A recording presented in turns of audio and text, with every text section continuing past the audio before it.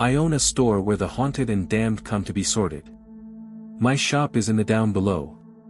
On the periphery of all the other shops you go to. No one finds my shop by accident. There has to be intention. Conscious, unconscious, it doesn't matter what type of attention. What matters is that you have something you need to get rid of, and something I want.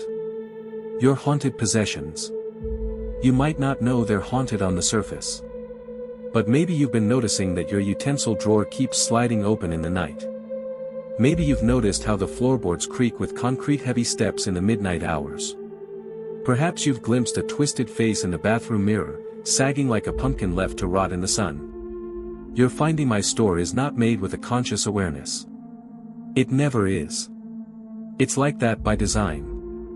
I compare it to the beck and call of Skull and Hattie chasing each other's tails in the bruised nebulas of a starlit sky. Instinctual might be a good word for it. Years ago, when my shop first opened, a pot-bellied gentleman in his 40s stumbled in through my glass doors. My shop is small, crammed with items, less so at that time. I looked up as the doorbell rattled. The man had a sweat-soaked suit and kept dabbing his forehead. They usually come like this, confused, muttering to themselves.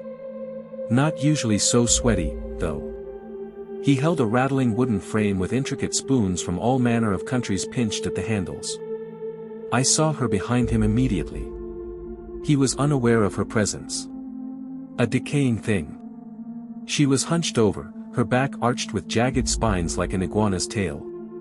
Her eyes bulged from the wrinkled rims of her sockets, like overripe tomatoes ready to burst. The pupils were swollen, protruding discs that drifted around the room without aim. Her skin drooped from her form in sagging folds. She held an air of worry about her. I watched her eyes dart to the spoon collection more than once. Her anchor item. Ah, a malicious old one. What was she to you? I inquired. To me? Wah, oh, his eyes flicked down to the spoon collection. He looked like a man lost in a dream. My mother.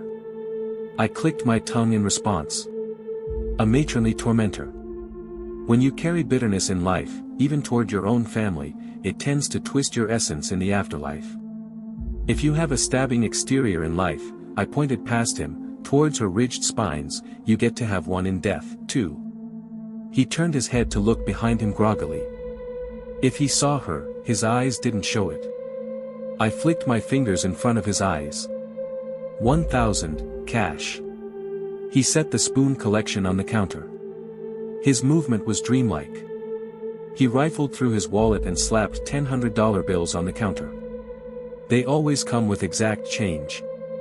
Almost like they knew what I'd charge before they came. I'm not a monster. 1,000 is fair for my service.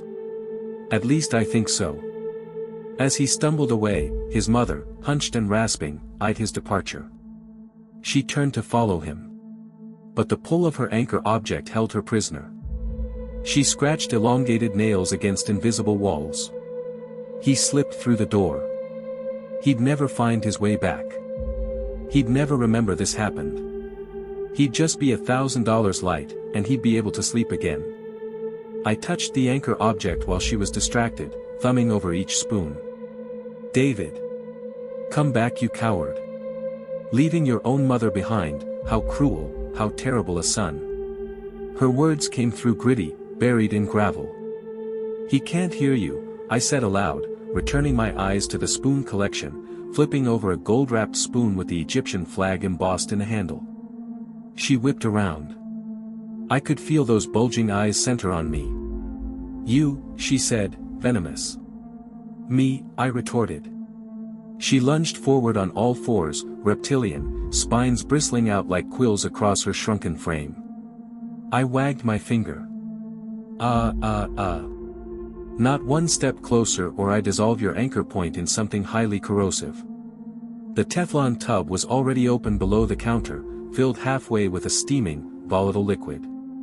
One of her eyes wandered slowly up to the ceiling. The other examined the collection in my hand. I saw a flicker of understanding cross her distorted face. Her smell was unmistakably unpleasant. Old medicine, dusty floral fabric, and all the potent, musty scents that linger around forgotten corners of age. The scent of decay was merely a background note.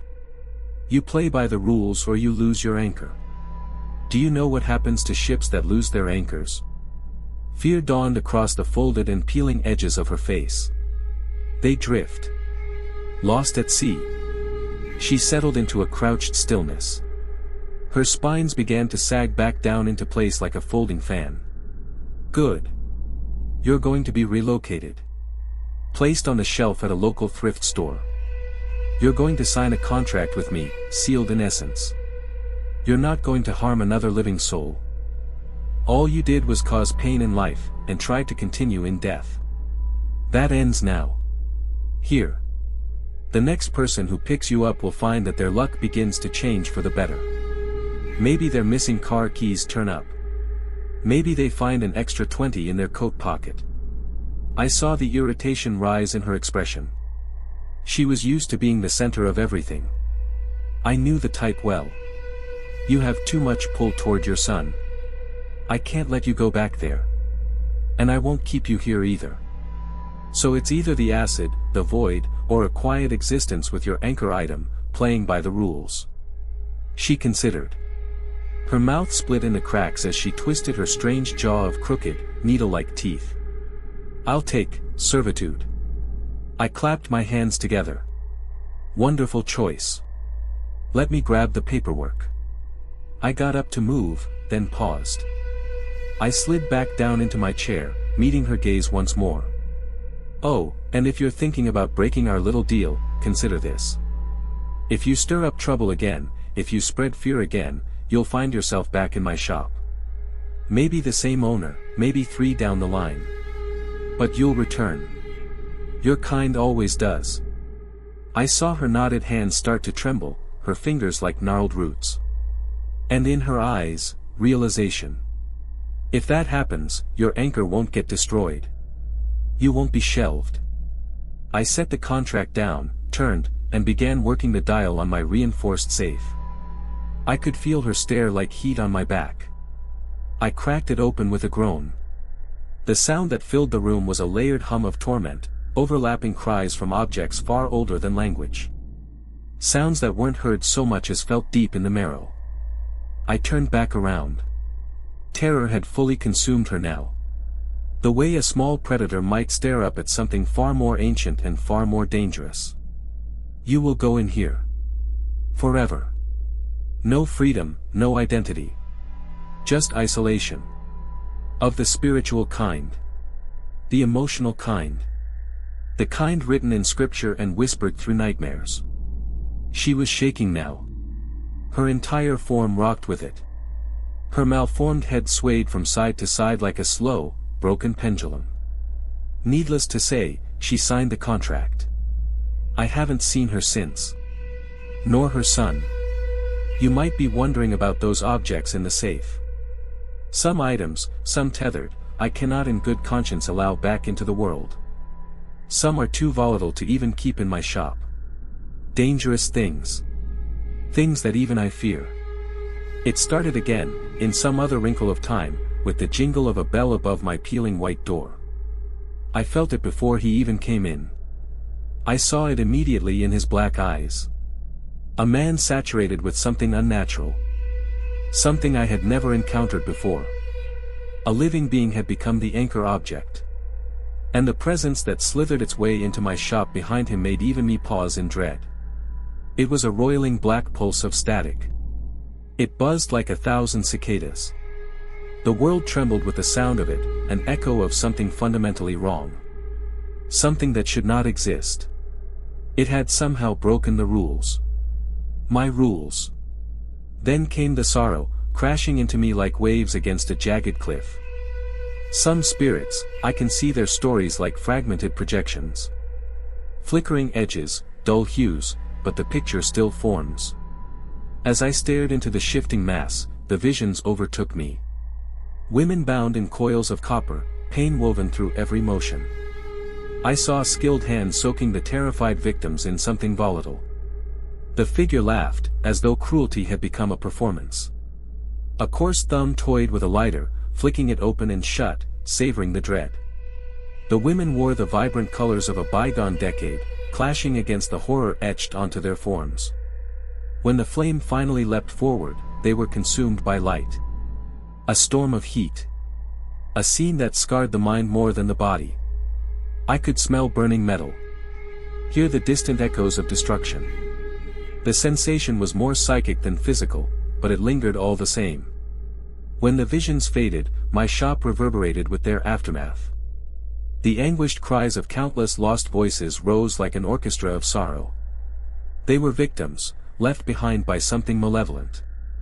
The presence hovered like storm clouds in shadow form. Its body shimmered with violent static, flickering and pulsing like electricity about to arc. There was real force to it. Real intent. I've said before, items come to my shop for a reason. Usually, it's the pull of the suffering. A need to be seen.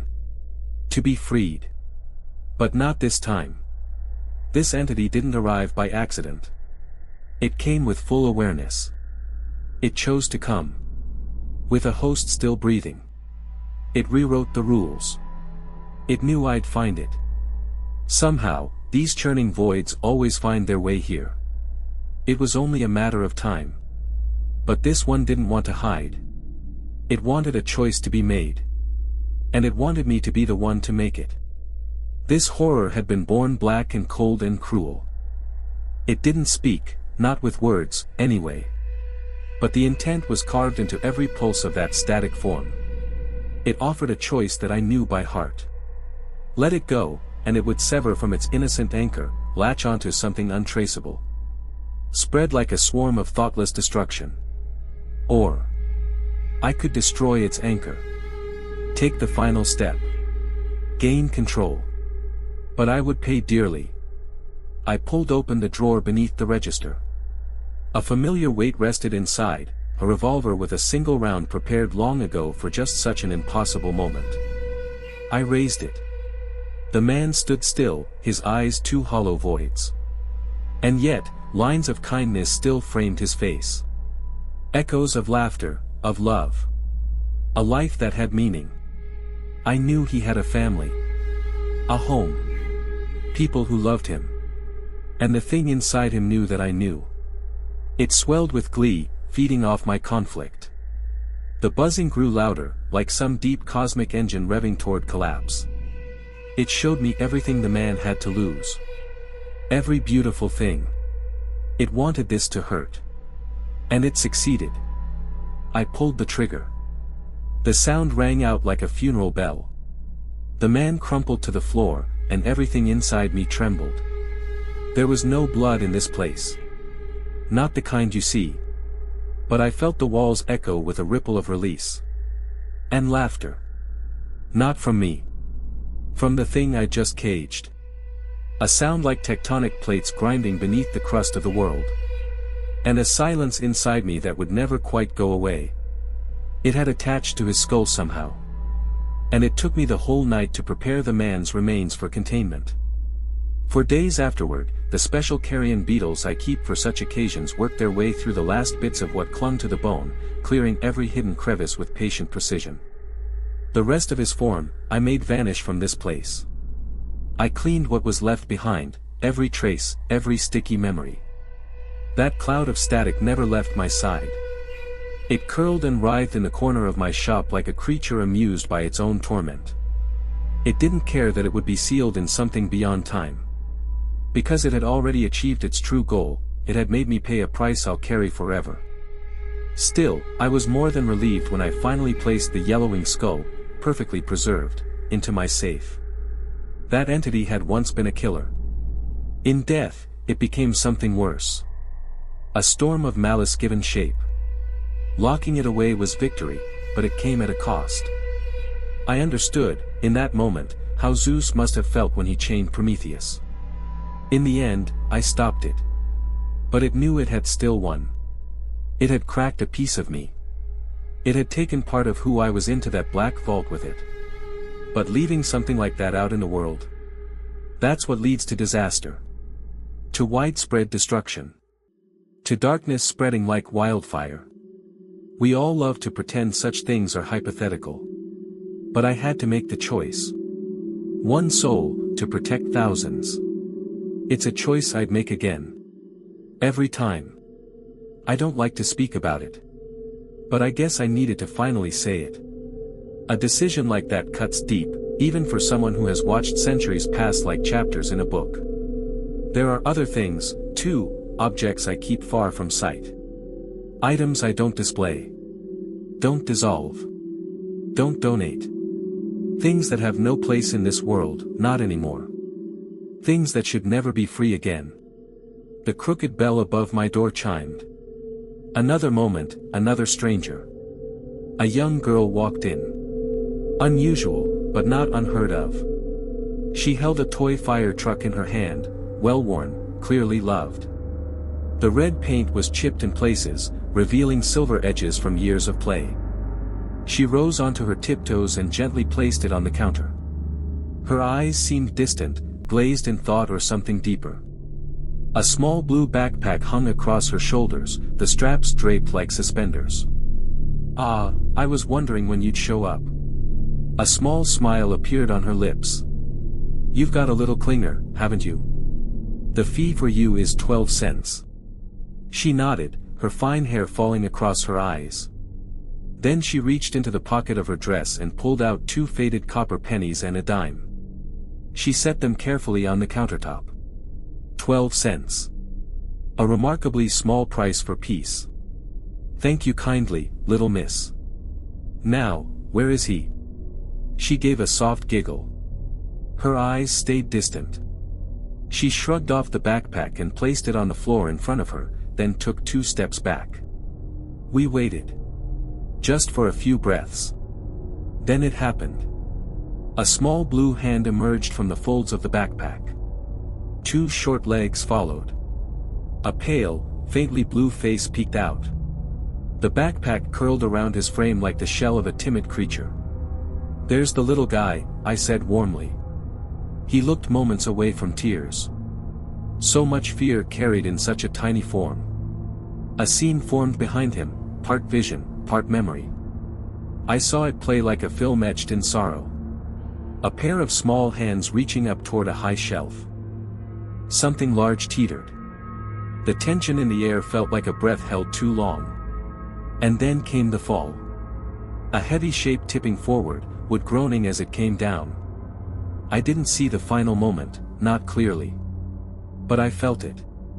The sharp snap of fate cutting too soon. I took solace only in the fact that his passing was swift. "You met such a tragic and sudden end. Such a heartbreaking accident. I'm so sorry." He peeked out a little farther. I saw the shimmer of tears beginning to rise in his eyes. Small hands reached back toward his sister. He started to cry, a sound light and delicate, like the bubbling of a distant brook. "Oh, I know, little one.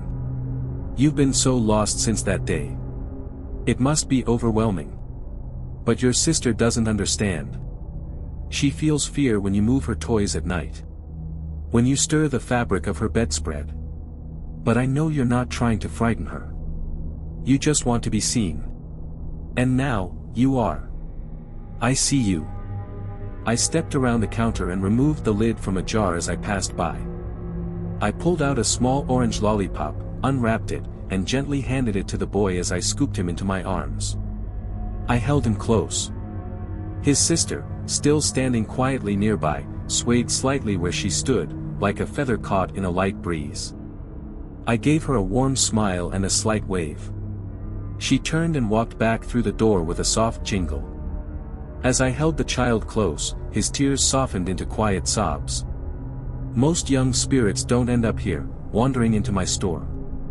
But every now and then, it happens.